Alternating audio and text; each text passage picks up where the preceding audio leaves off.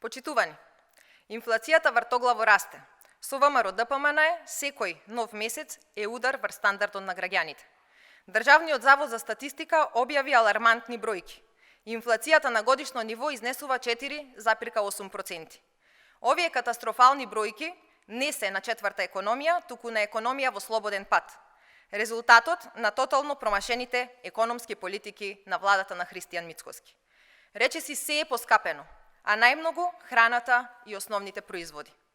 Животот станува се потежок, граѓаните имаат се помалку пари.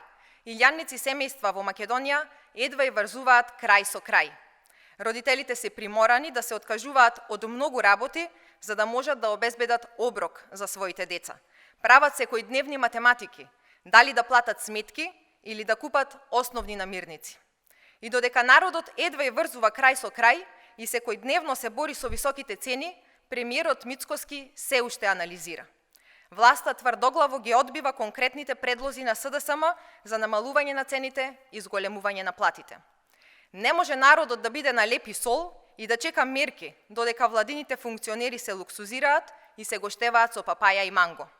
Не требаат анализи и промашени мерки со кошнички. Владата има готови предлози од СДСМ, нека ги реализира.